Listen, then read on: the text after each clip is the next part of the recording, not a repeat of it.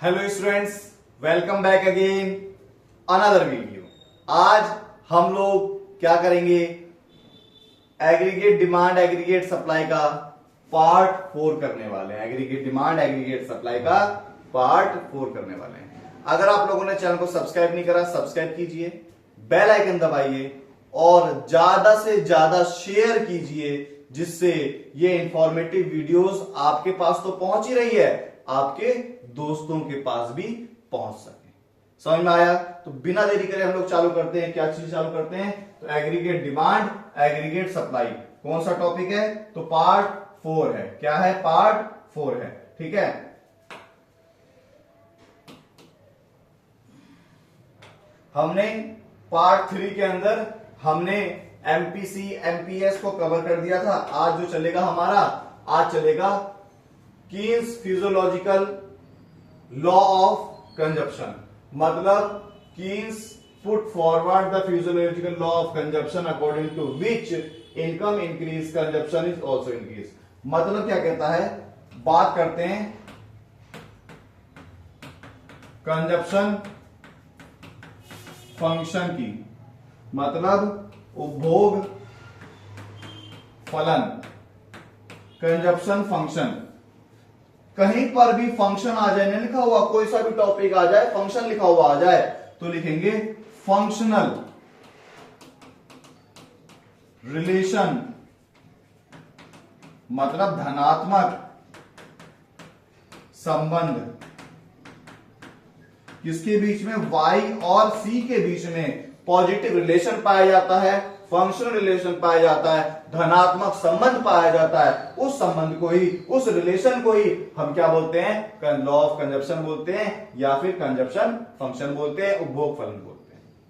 उपभोग फलन, आय और उपभोग के बीच धनात्मक संबंध, कंजप्शन और इनकम के बीच पॉजिटिव रिलेशन को क्या बोलते हैं? हम उपभोग फलन बोलते हैं। हमारी इनकम जैसे जैसे बढ़ती है तो हमारी कंजप्शन भी क्या हो जाती है? बढ़ने लग जाती है। इनकम बढ़ती है तो हमारा कंजप्शन भी क्या होता है? बढ़ने लग जाता है। ठीक है, ये बता दिया था मैंने, एमपीएस को मैं बता दिया था।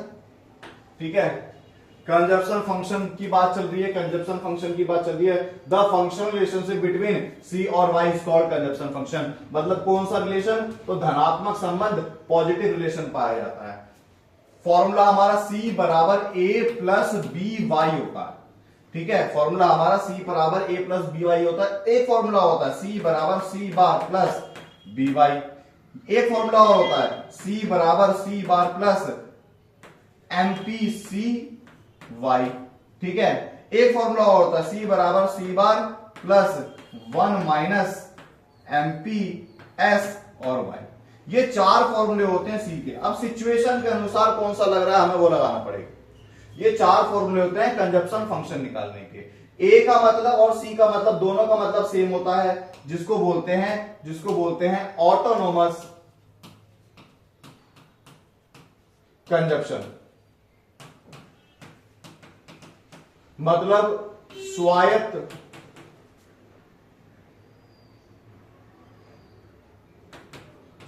उपभोग। ठीक है, ए और सी की वैल्यू दोनों आपस में क्या होती है? बराबर होती है। बी का मतलब एमपीसी होता है। 1 माइनस एमपीएस का भी मतलब एमपीसी होता है, और वाई का मतलब क्या होता है? तो इनकम होती है। फंक्शनल रिलेशनशिप बिटवीन वाई और सी इज कॉल्ड हमारा क्या? Consumption function. फिर उसके बाद अगर हम यहां की बात करें, सेविंग फंक्शन की बात करें, तो भाई it is the functional relationship between saving और इनकम। कैसा रिलेशन है? फंक्शनल रिलेशन है सेविंग और इनकम के बीच में। सेविंग और इनकम के बीच में saving function refer to the relationship between saving and income level. Saving function saving और इनकम लेवल के रिलेशन को शो करता है। The general equation of linear consumption function can be written below. हमारा ये कहां से जनरेट हुआ है? तो ये हमारा कंजप्शन फंक्शन से ही जनरेट हुआ है। S की वैल्यू ये देखो, S बराबर माइनस ए प्लस 1 माइनस बी वाई। ठीक है, ये हमारा क्या है 1 माइनस बी का मतलब एमपी, ऐसा ही मैंने बी का मतलब बताया था ना, बी बराबर एमपी सी होता है। ठीक है, बी बराबर क्या होता है एमपी सी होता है। एक में से अगर एक में से एमपी सी घटाते हैं तो एमपी एस निकलेगा ना, एमपी एस निकलेगा। तो वही देखो 1 माइनस बी क्या निकला एमपी एस निकला। ए का मतलब ऑटोनोमस सेविंग निकलता है, ए का मतलब ऑटोनोमस सेविंग। ऑटोनोमस सेविंग क्या, जब हमारा सी की वैल्यू सी बार की वैल्यू होती है तो हमारा एस क्या होता है नेगेटिव में पाया जाता है ना, तो वो होता है ऑटोनोमस सेविंग। कहने का तात्पर्य ये है अगर सी और वाई के बीच में रिलेशन पाया जा रहा है तो saving function, sorry consumption function, और एस और वाई के बीच में रिलेशन पाया जा रहा है तो सेविंग फंक्शन। ठीक है, ये देखो ये आया कहां से, एस की वैल्यू माइनस ये वाली वैल्यू आई कहां से, हमें ये पता है ये होता है वाई की वैल्यू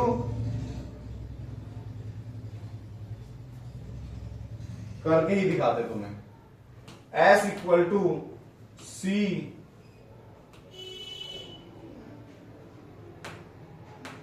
वाई माइनस सी होता है।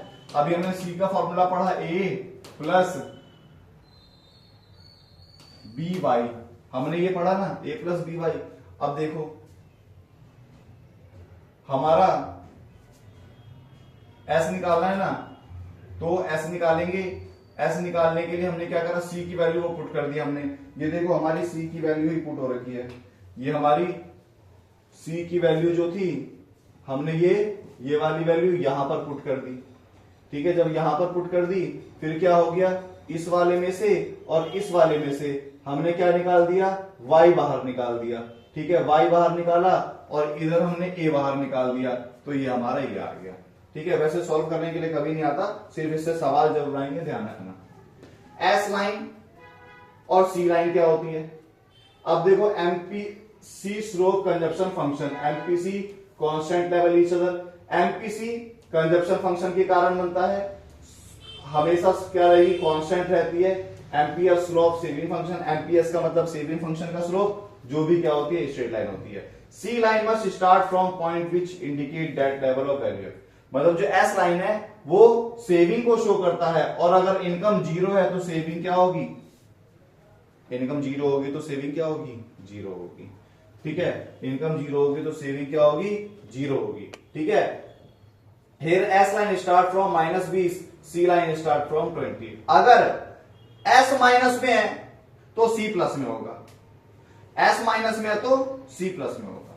ठीक है, S line cross x axis, ये सब तो नहीं पढ़ना, छोड़ो इसे, कोई बात नहीं। ये देखो ये रहा, एग्जाम में लिख कर ले लो 6 मार्क्स का टॉपिक, ये वाला बहुत बार आया हुआ है। 6 मार्क्स का टॉपिक ये वाला बहुत बार आया हुआ है। क्या बोलेगा, कंजप्शन फंक्शन से सेविंग फंक्शन निकालो, कंजप्शन फंक्शन से सेविंग फंक्शन निकालो, या सेविंग फंक्शन से कंजप्शन फंक्शन। याद रखना वो किस चीज से बोल रहा है, जिस चीज से बोलेगा। अगर उसने कंजप्शन फंक्शन से बोला सेविंग निकालने के लिए, तो पहले देखो लाइन को हम पूरी खींच देंगे ऐसे, लाइन तो हम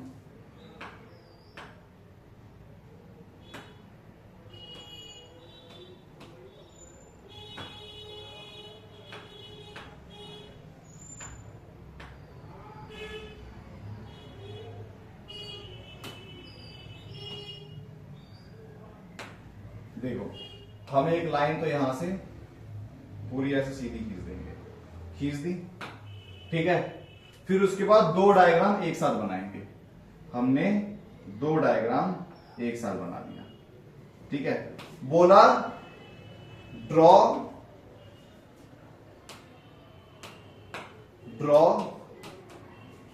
saving function from consumption function, मतलब कंजप्शन फंक्शन से सेविंग फंक्शन निकालो। तो ये हमारा क्या है, अगर हम यहां पर बात करें, यहां की बात करें, तो पहले हम क्या निकालेंगे, कंजप्शन फंक्शन सी की लाइन निकालेंगे। ये हमने वाई की लाइन निकाली, और ये हमने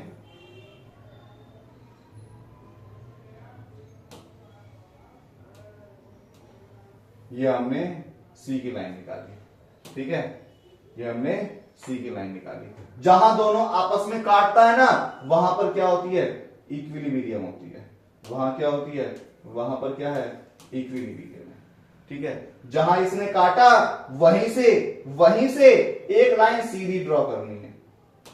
जहां इसने काटा वहीं से एक लाइन सीधी ड्रॉ करनी है, ठीक है। जहां इसने काटा वहीं से एक लाइन सीधी ड्रॉ करनी है और सेविंग फंक्शन वहां से लेके जाना उसको लाइन को टच करते हुए, ठीक है। क्या बनेगा, ये देखो,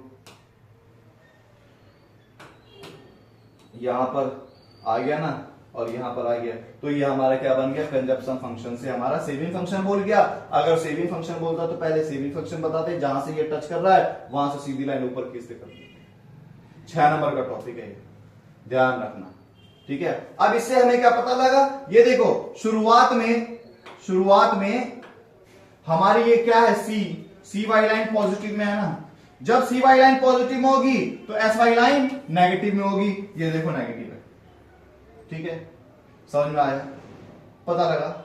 जब सी और वाई आपस में बराबर हो जाएगा, सी और वाई आपस में बराबर होंगे तो एस हमारा क्या होगा, एस हमारा 0 होगा, ठीक है। जब y ज्यादा होगा c से, इससे पहले y का कम है c से, इसके बाद c कम हो गया, y ज्यादा हो गया। जब c कम होगा y से, मतलब y ज्यादा होगा c से, जब ऐसी वाली सिचुएशन आएगी तो हमारा सेविंग क्या होगा, पॉजिटिव में आ जाएगा। तो क्या निकल कर आया, कंक्लूजन निकल कर आया, जब c जो होगा ज्यादा होगा y से तो s हमारा नेगेटिव में होगा। जब c बराबर y होगा तो s हमारा 0 होगा। जब c कम होगा y से तो हमारा s पॉजिटिव में होगा। समझ में आया। और यहीं पर ये वाली इक्वेशन क्या कराएगी, सेविंग फंक्शन की कहलाएगी। ये देखो, ये रहा। समझ में आया, आगे तो समझ में। चैनल को सब्सक्राइब कर देना, बेल आइकन दबा देना और शेयर कर देना ज्यादा से ज्यादा, बड़ी मेहरबानी होगी, शेयर कर देना, ठीक है। अब देखो इन्वेस्टमेंट मल्टीप्लायर क्या कहता है। इन्वेस्टमेंट मल्टीप्लायर कहता है इन्वेस्टमेंट के बढ़ाने से इनकम में कितने मल्टीप्लाई टाइम्स इंक्रीमेंट होती है। थोड़ी सी इन्वेस्टमेंट बढ़ाने से इनकम कितने गुना बढ़ जाती है, उस गुना को, उस मल्टीप्लाई को इन्वेस्टमेंट मल्टीप्लायर बोलते हैं, निवेश गुणक बोलते हैं। It is major change in income due to change in investment. Investment में चेंज होने के कारण इनकम में कितना चेंज हो रहा है, इसे बोलते हैं investment multiplier. We have noted that increase in income is many times more than the increase of investment. हमने नोटिस करा है कि जब हम इन्वेस्टमेंट बढ़ाते हैं तो इनकम हमारी कई गुना बढ़ जाती है। कैसे पता लगा, तो सर जी ये देखो कैसे पता लगा। ये देखो, ये हमारा डायग्राम, ठीक है।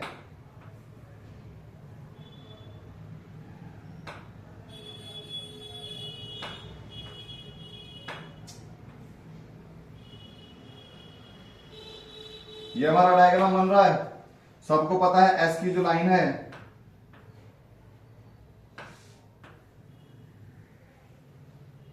जो एस की लाइन है तो वो 45 डिग्री के एंगल से उठती है।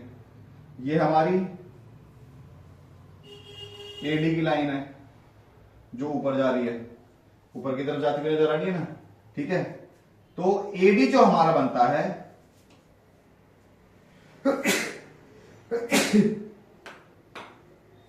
एडी जो हमारा बनता है C प्लस आई से बनता है। मान लो कंजप्शन है 20, इन्वेस्टमेंट है 50, तो हो गया 70।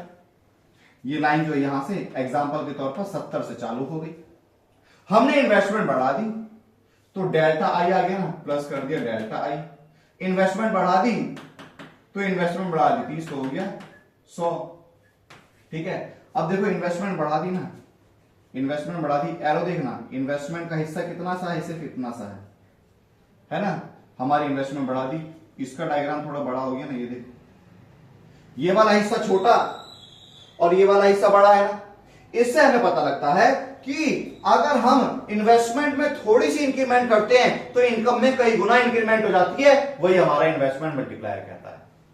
ये डायग्राम बना के आ जाना है, ये हमारा क्या कहता है, इन्वेस्टमेंट मल्टीप्लायर कहता है। ठीक है, देखो कैसे पता लगा, ये रहा।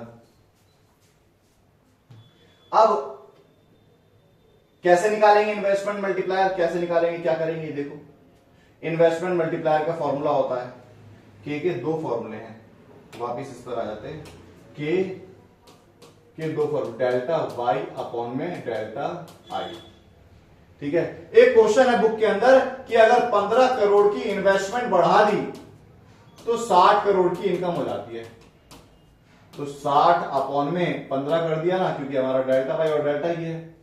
15 करोड़ की इन्वेस्टमेंट बढ़ने से हमारी इनकम में 60 करोड़ की इंक्रीमेंट हो जाती है, तो डिवाइड कर दिया, कितना आ गया, 15 चौके 60, मतलब 4 गुना, के की वैल्यू कितनी आ गई, 4 आ गई। के की वैल्यू कितनी आ गई, 4 आ गई। के की वैल्यू कितनी आ गई, 4 आ गई। एक के का तो फॉर्मूला ये होता है, एक के का तो ये वाला फॉर्मूला होता है, एक के का ये वाला फॉर्मूला होता है, एक के का ये वाला फॉर्मूला होता है। किसी भी तरीके से करो, हमारा क्या आंसर होना चाहिए। रिलेशनशिप बिटवीन एमपीसी के और एमपीएस के एंड एमपीसी एमपीएस, ये सब देखो रिलेशनशिप क्या है। हमारा रिलेशन देखो, रिलेशन क्या कहता है कि अगर हम एमपीसी को और एमपीएस को जोड़ते हैं तो हमारा आंसर क्या आता है, 1 आता है। एमपीसी को और एमपीएस को जोड़ेंगे तो आंसर क्या आएगा, 1 आएगा। ये देखो एमपीसी है, ये थोड़ा सा दिखाई नहीं दे रहा, एमपीसी की वैल्यू 0.2 है, इसको वैल्यू जोड़ेंगे तो 0.8 आएगा, नहीं आएगा, सॉरी 1 आएगा, नहीं आएगा। दोनों को जोड़ दिया, आया ना, इसको जोड़ो और फिर उसको जोड़ो, 1 आया ना। किसी भी वैल्यू को जोड़ दो आंसर 1 ही आएगा, किसी भी वैल्यू को जोड़ दो आंसर 1 ही आएगा। अब देखो तुम जब एमपीसी 0.2 है तब भी आंसर इतना ही आएगा, और एमपीएस 0.8 है तब भी आंसर इतना ही आएगा, क्योंकि एक में से इसे घटाओगे तो ये आएगा, एक में से इसे घटाओगे तो ये आएगा। इसीलिए दोनों सिचुएशन में किसी भी मेथड से कर लो आंसर, सवाल हमारा सेम आएगा। रिलेशनशिप समझ लो, रिलेशनशिप क्या है, एमपीसी और एमपीएस के बीच का जो रिलेशन होता है ना, वो 1 होता है। एमपीसी और एमपीएस के बीच का जो रिलेशन होता है वो 1 होता है। क्यों 1 होता है, क्योंकि हमारा एमपीसी का जो फॉर्मूला होता है डेल्टा सी अपॉन में डेल्टा वाई होता है, और एमपीएस का जो फॉर्मूला होता है डेल्टा एस अपॉन में डेल्टा वाई होता है। ठीक है, ये है एमपीसी का और ये है एमपीएस का। समझो क्या है ये, समझो क्या है ये, एक बार चैनल को सब्सक्राइब कर देना, उस तब तक समझो क्या है ये। ठीक है, अब देखो क्या कहना चाह रहा है ये आंसर 1 कैसे आएगा, पेपर में बहुत बार आया हुआ रिलेशन, और तुम्हारे प्री बोर्ड के अंदर में भी आया था कि 1 ये कैसे आया, बहुत बार आया हुआ ये क्वेश्चन। ध्यान दो, हमारा देखो, हमारा C प्लस S बराबर होता है Y। ठीक है, C प्लस S बराबर होता है Y, और delta C plus delta S बराबर होता है डेल्टा Y। ठीक है, divide by delta Y in both side, हमने डिवाइड Y से दोनों तरफ डिवाइड कर दिया, तो delta C plus delta S upon में डेल्टा Y हो गया, बराबर डेल्टा Y अपॉन में डेल्टा Y हो गया। इसको हमने स्प्लिट कर दिया, डेल्टा C अपॉन में delta Y plus delta S upon में डेल्टा Y बराबर डेल्टा Y अपॉन में डेल्टा Y। इसे काटेंगे तो MPC, इसे काटेंगे तो MPS, और इसे काटेंगे तो 1। हमारा हैंस प्रूव हो गया कि ये आंसर 1 कैसे आता है। समझ में आ गया, पक्का आ गया समझ में। ठीक है, ठीक है, एक टॉपिक है स्लोप ऑफ सी लाइन और slope of S line. Paper में ये भी बहुत बार आया हुआ है, slope of S line, slope of C line. ये जो स्लोप ऑफ सी लाइन है, ये जो स्लोप ऑफ सी लाइन है, और ये जो स्लोप ऑफ एस लाइन है, इस लाइन के बारे में बताना है क्यों होता है। ये स्लोप ऑफ सी लाइन बनता है एमपीसी के कारण से, क्योंकि